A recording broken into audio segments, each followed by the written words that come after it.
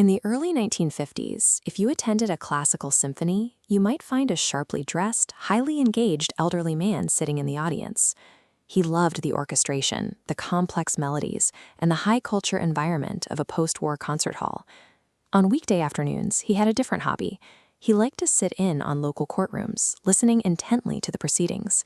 When the gavel fell, he tracked down the judge to debate the finer points of legal logic and compare his own conclusions with the official verdict.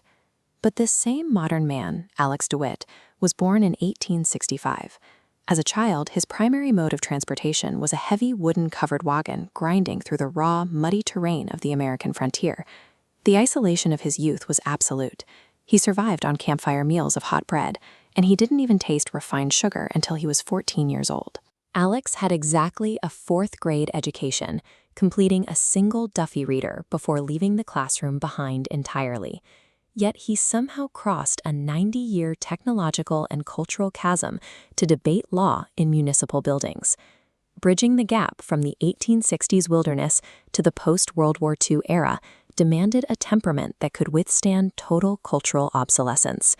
For Alex, pioneering was less about a specific era and more about a persistent mental flexibility. When Alex was just 7 years old, Brigham Young dispatched his family to settle the remote outpost of Kanab, Utah. As they pushed through wintry mountain passes, young Alex rode alongside his mother, who drove a heavy yoke of oxen, a massive wooden beam connecting the beasts of burden, to pull their supplies.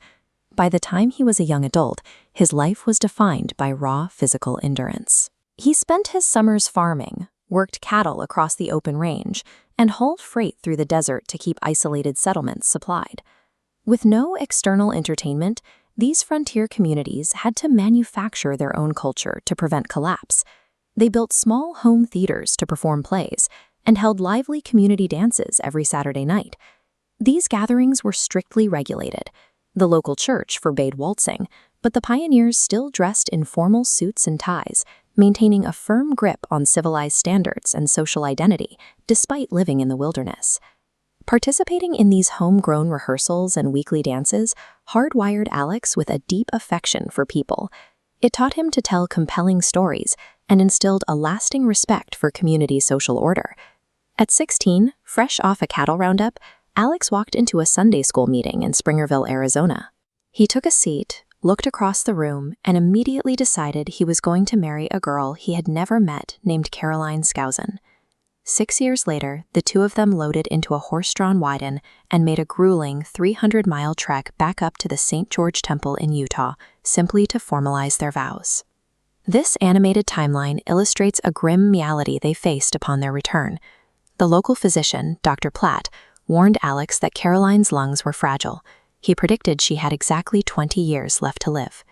Over the next 2 decades, Caroline gave birth to 6 children, but the physician's timing was terrifyingly accurate. Exactly 20 years after they married, she died of tuberculosis. 2 years after that, their youngest baby, Florence, also passed away. The consecutive losses shattered him. Alex completely lost interest in the community dances and social events he once loved. To escape the grief, he sold his farm, packed up, and moved out to Globe, Arizona, pivoting into the livery stable business. The tragedy presented a hard boundary.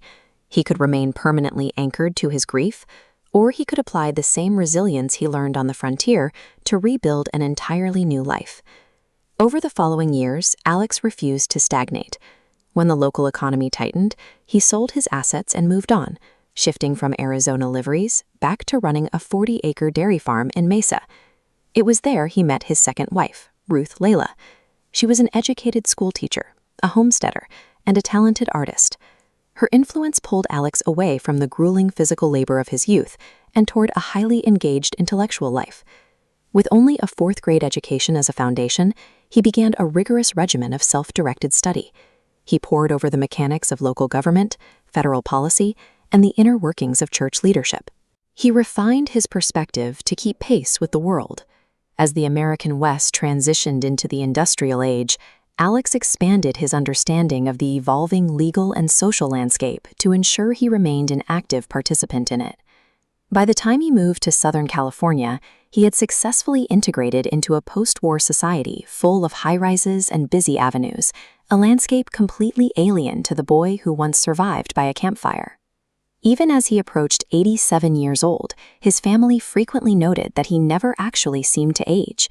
His mind remained entirely occupied with the legal, cultural, and spiritual developments happening right in front of him. He frequently reminded his children that their family name was an honorable one, and the way to protect it was by living as a credit to their current community, rather than dwelling on the past. Surviving the leap from covered wagons to modern courtrooms takes a specific kind of mental flexibility. Real pioneering is the ability to absorb profound loss, refuse to stagnate, and keep your mind open to whatever era you happen to find yourself in.